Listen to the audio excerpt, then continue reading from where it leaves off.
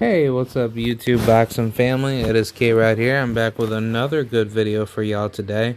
I'm going to be talking about Mr. Devin, the Dream Haney versus Jojo Diaz. Initial pre-fight early prediction thoughts.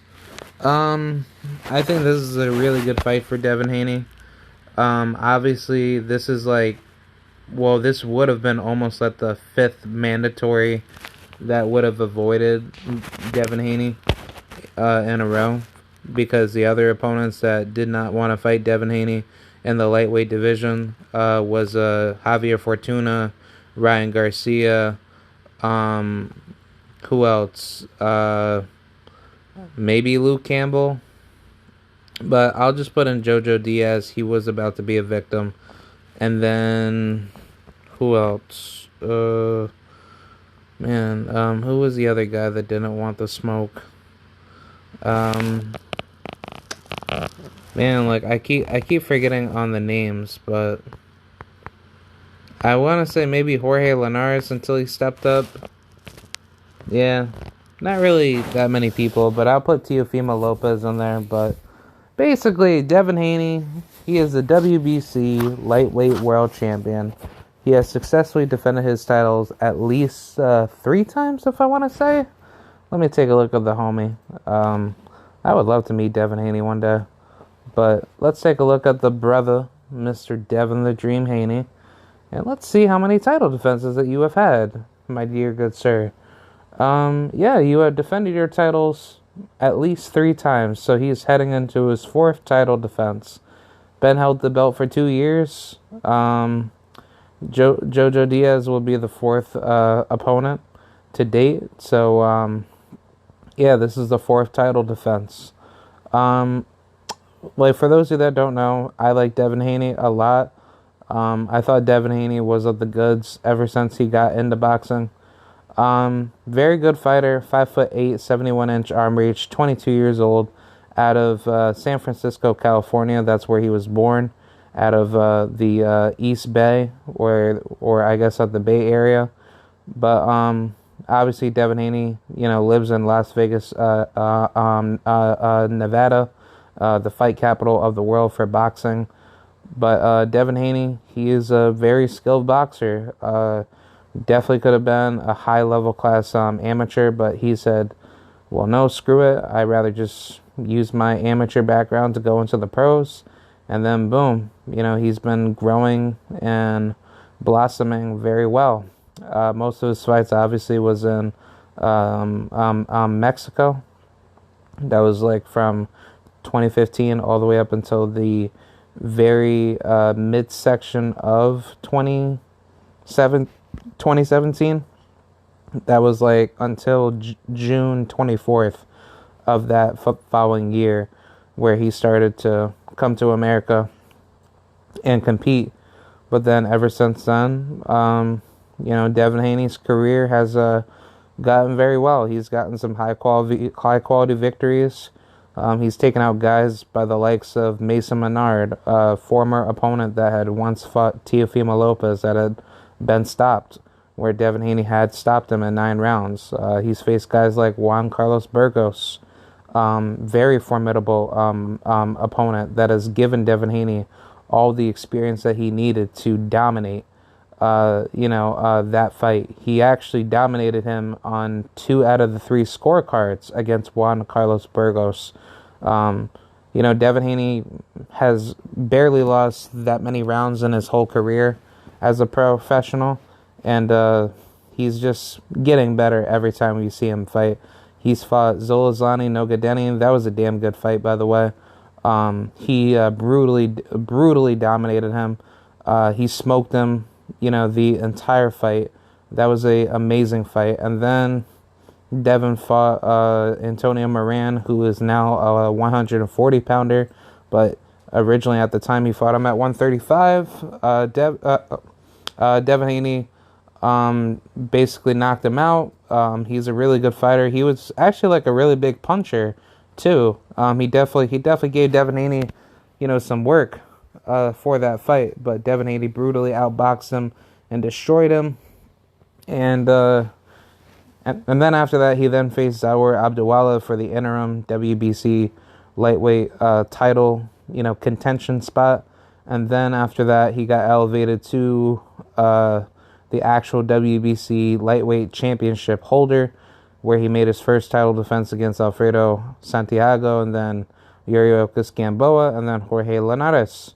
So, just by looking at it, Devin Haney, he's been doing very well. Devin Haney has been doing a really, really great job just progressing every time he fights.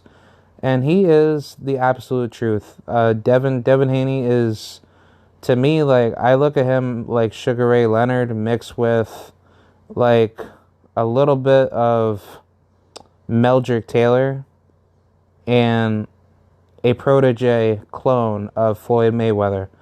And I like that comparison a lot because Devin Haney has so much skill to the point where I just like what he does. And if anything, him and Shakur Stevenson are almost identical in terms of style. But Devin Haney, he has a really tough task in front of him by the likes of Jojo Diaz, which I'll get to in a minute. But obviously, Devin Haney, he's an orthodox fighter, and his style has been mostly tailored to orthodox fighters, which is very weird, fighting a bunch of righties, but this will be the very first time Devin has actually faced a southpaw. So here are my problems with this fight. I like Devin Haney a lot, and there's no hate over here. I'm Team Devin Haney every single day, and I'm pretty sure anybody out of his team, if y'all are watching, I like you guys a lot. I never hated, not once, on Devin Haney, and I've always given Devin Haney his utmost credibility. But here's the problem with this fight. Devin has fought not one southpaw in his career, and this is a good test against Jojo Diaz. Very good opponent, 32-1-1. This man has fought for world titles in the past. Very deadly fighter. Obviously not the biggest puncher in the world, but he can clip you. He can give you some problems. And I think from this fight alone, this is a very difficult fight for Devin, only because Devin Haney has never fought a southpaw in his career leading up to Jojo, but Devin has had a history of struggling with southpaws. I know that this isn't a good example that I'll use, but I guess like with Devin's recent pass, or I guess this happened years ago, where he had sparred guys like Shakur Stevenson in the past, where he wasn't doing so good with southpaws, and Devin got exposed by Shakur. Obviously, this is when they were way younger back in the day, but I understand that's not a good way to use sparring clips as a major keystone to say, well, Devin struggled against Shakur when they were sparring, but then again, sparring is just sparring. That that doesn't emulate what a real fight would show out of a fighter. But for Devin Haney, I thought he would have a bit of problem facing a southpaw, especially him being a world champion facing a southpaw, which he's not fully decorated in fighting a lot of southpaws ever. So it's like him facing Jojo Diaz is a little bit of a question mark, because as much as I know that I truly believe Devin's going to obliterate Jojo Diaz, especially from a boxing point of view, but I think as far as like a puncher point of view, this might be a little bit tricky. Only because Devin, he's a really good outside boxer. Likes to keep it to the outside. His jab is really good. Really likes to keep himself very educated off his feet. But if he sees a good opportunity to hurt you, he's going to hurt you. But Devin Haney, he's not like that. He's more of a pure boxer. I don't think he's a puncher yet because he's not built into his man strength, and I think that's going to come as he moves up in weight, which I truly believe Devin, he does not need to prove a point to say that he can knock somebody out, but I truly believe that the reason why Devin hasn't been knocking people out is simply because that the level of competition he's been facing have good, resiliency to handle Devin's power.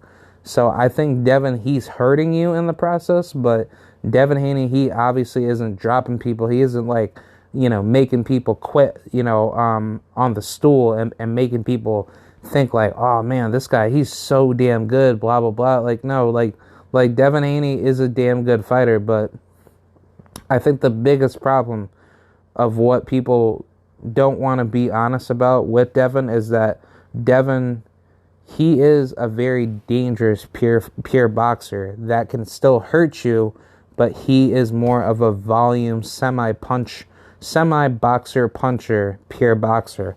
And that may to some people that will criticize that may sound weird, but at the end of the day, Devin Haney's body type is basically built to be a pure boxer. He's not built to have one shot knockout power, which would be very good, and I would love to see that out of Devin when he starts growing into his man strength.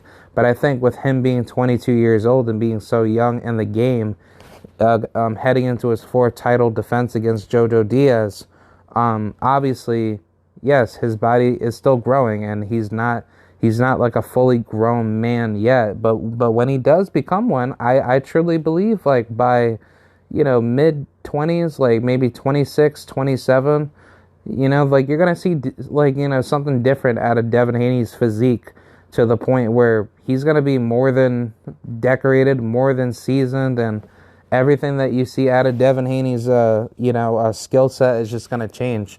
And I think Devin, he's going to be more of a devastating puncher when he starts bulking up in size, which I'm not saying he should, but when he does move up in weight, that's when his maturity is gonna gonna take over. And I think Devin's gonna become a way better boxer heading into those bigger weights. And even if he's not the best puncher ever, he's still gonna hurt you, and he's still gonna give you some massive frustration. And it's not like you have to be a big bad like a big badass puncher in order to stick around in any division, especially when you go into the more bigger, deadlier money divisions like 147, 140, 154. I truly believe like Devin Haney would probably stop his career at 154, 160, because he is, he's not like a really, really tall kid, but he could definitely, get up there as far as making it to at least 147, close to 154. But I think 147 is going to be his maximum, weight gain. So I personally believe where he's at right now, he does not really need to push it as far as his body growing. But, oh shit, I'm sorry. But when Devin is going to make that decision to say that he can't stay at 135 anymore, and he has to vacate to go up to 140, by all means, go for it. But let's see what Jojo Diaz is here. Jojo Diaz is a southpaw. He's out of Downey, California. He was born in South El Monte, California, in America. His last few fights was against Javier Fortuna and Shazavakutskan Rakimov and Tevin Farmer, and then Jesus Cuadrado, and then Freddy Fonseca. Obviously, Jojo Diaz, he had fought for world titles before. He had beat several guys. He beat Jesus Rojas Diaz for the WBA featherweight title at one point, but then he had lost to Gary Russell in the past back in 2018. And I don't know what happened after that. I guess like maybe when he had the title back in 2018, things weren't working out for him. Maybe as far as like his weight gain goes, but yeah, he had a title, and then he basically moved up to 130, and then he got another belt against Tevin Farmer. So yeah, Jojo Diaz is a 2-division world champion. So good for him because I really had a lot of like not so high hopes on him, but then like when I seen him do some really big things and actually, get some good high quality victories and actually kept facing all the better difficult competition, he really earned my respect, and I definitely like that out of him because at one point I thought Jojo Diaz was not, in the right position to really be, I guess like a world class level fighter. But then once you start seeing his progression and seeing how good he got, um, I guess as far as what the fight history goes, Jojo has definitely been through some ups and downs within his career. But then, actually, let me just update you guys. I actually misread this comment for the Jesus Rojas Diaz fight. He was actually overweight for that fight, so therefore, yeah, I get it now. So Jojo Diaz was technically a uncrowned world champion at this point or at this time, but he didn't make weight according to the WBA's rules. So Rojas kept his title and all that bullshit. So Jojo was like, okay, I beat his ass. So knowing that he beat you, doesn't that mean he loses his title? Because I can just go to his box rec and it sees, oh, dude, oh, Rojas is actually Puerto Rican, but yeah, when he lost the belt to Jojo Diaz, or when his belt was lost, yeah, he rechallenged it to face Kanzu, who later got his ass knocked out by Lee Wood, which is now the champion right now. So, yeah, he hasn't been active ever since then. So, wow, man, that's really sad. But hopefully, he can make a possible return. But no, definitely that is a good high quality victory for Jojo. He beat a high quality fighter that has been in there with some damn good names like Jorge Lara and some other good guys. Not the best competition, but he's definitely did his thing to be up there. So I think for this fight stylistically, it should favor Devin Haney for him to beat a guy like Jojo because he already has world title experience, and on paper it would show that he is technically a two-division world champion, minus him being overweight for one of those world title fights that he had won. But the only loss really came to Gary Russell, which Devin Haney was avoided by Gary. So, Gary obviously showed his mentality towards Devin, and Jojo had suffered defeat against really credible, destructive Gary Russell at this time for the WBC featherweight title. So, how I see this fight going down is that Devin Haney is going to press the action fast. My only, how should I say, my only problem with this fight is how Devin's going to respond to getting hit. Because Jojo, even though that he's a southpaw, and I back a lot of southpaw fighters because, I'm of the philosophy to believe southpaws run boxing. And I just like southpaw fighters because southpaws are just always the more crisp and the more deadlier fighters to give people the toughest tests. But a guy like Jojo Diaz, who's not a very good, active, how should I say, explosive southpaw, which, not to mention, Jojo, he's in the prime of his career, so I would expect Jojo to come to this fight really, really prepared and to be really, really, contingent against Devin Haney. And this is not going to be a very easy fight for Devin because even though Jojo is not the biggest heavy-hitting puncher, because he is coming up from lighter weights, so he is technically like a 126 or a 130 pounder, if we're going to be honest, because that is his natural weight. But I guess with him being older, 130 can be good for, or 135 can be good for him. So, like whatever he can do to Devin, it could be possible for him to do some success on Devin. Because what we saw from the Javier Fortuna fight was that Javier Fortuna was getting pieced up a lot by Jojo Diaz. So I personally think what Jojo Diaz is going to do, he's going to turn this into a dogfight early.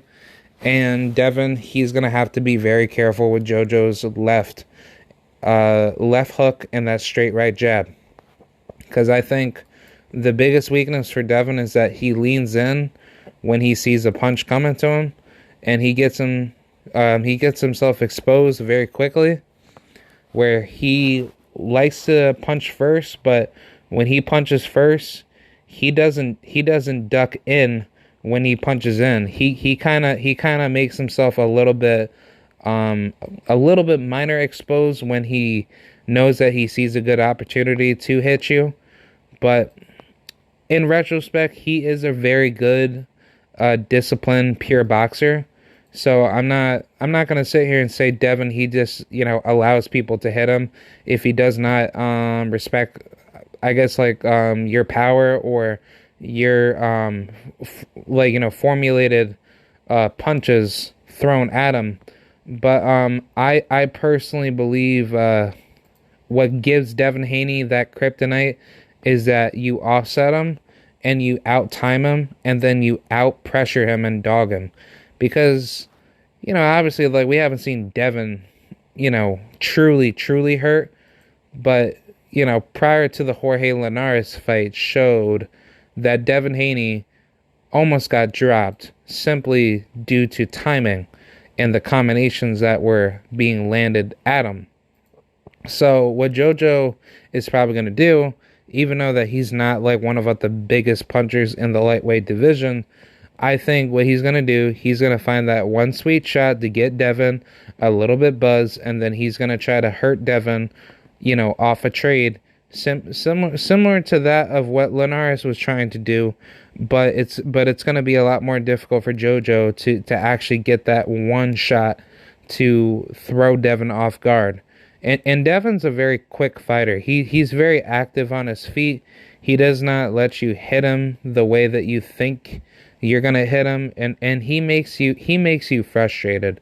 I'm not gonna sit here and say that it's easy to hit Devin Haney and just punch his ass around and think that he's an easy walk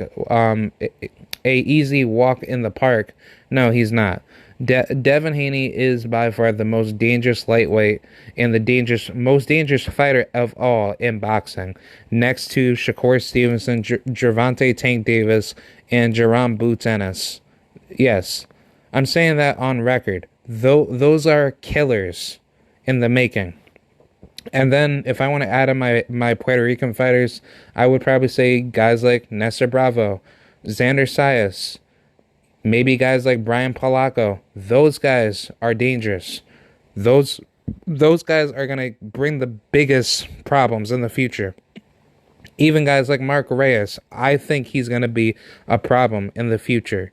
But I don't think guys like Edgar Berlanga is going to be a problem. I think Berlanga, he's still growing and he still has plenty of growing up to do until he gets there. But back to Devin Haney. Devin Haney is a damn good fighter. This kid knows how to throw punches. He knows how to outbox the crap out of you and school you. But here's the problem. As much as I love Devin Haney, it's those weaknesses that will show in the later portions of the rounds. And I think Devin's manhood will be tested when he gets hit by something that he don't see coming. And Devin, he has a really good defensive IQ when he's hurt. Obviously, Linares brought the best out of him and made Devin very, very uncomfortable in that fight, in which I personally thought Devin could have been dropped in that fight. But I think the problem with that fight was just that Linares, he was a high-class veteran, even though he was getting his ass whooped, the entire fight. But when he was hurting Devin in the 10th round, everybody thought Devin, he was done. Everybody thought Devin was going to walk back stumbling to his corner and possibly get knocked out. or possibly just, quit, because, Devin Haney has never been hit like that to the point where, he had crazy amount of shots landed in front of him, or landed towards him, and then his whole equilibrium just got basically shook off for like a split second. But his recovery was absolutely insane. It was very good to see how quick he recovers and actually gains his responses back on time, so that way he's not getting shook anymore by those punches. But the biggest problem with him and Jojo is that if Jojo can find that right angled off balance to hit Devin at the right time, with with what I said about timing in this fight, I think Devin could be in trouble. But I want to say 90% of this probability is going to go towards Devin Haney, and less than 10% is going to be a huge underdog favorite for Jojo Diaz. But I would definitely favor Devin Haney to demolish him. I think Jojo Diaz is extremely flat-footed to not keep up with Devin. And I think what Devin's going to do, he's going to get that little feel-out process. He's going to see what Jojo is about, if Jojo could actually hurt him or not. But then if he can't hurt Devin, then I think it's going to end up like a Gamboa fight, but just in a more devastating manner. But I think, I really want to say, if I'm Devin Haney, I should not be trading punches with somebody that is not known to punch. But if he could hurt you, he's going to try to hurt you. And Jojo Diaz, he's a little bit dirty when he fights. But I would like to see Devin Haney just treat this fight like any other fight. There's no need to prove a point. And I think what Devin's going to try to do, he's obviously going to attempt to stop him. But I don't think it's really necessary, because Jojo Diaz, he's a very difficult opponent. And even though that he's going to come in shorter against Devin, if I'm Devin Haney, I should not even be thinking about trying to stop somebody that is not even in my ballpark or even on my level, to even try to put up like a deadly fight with me. The only time that when Devin should even stop somebody is when he sees a knockout and then it just comes to him.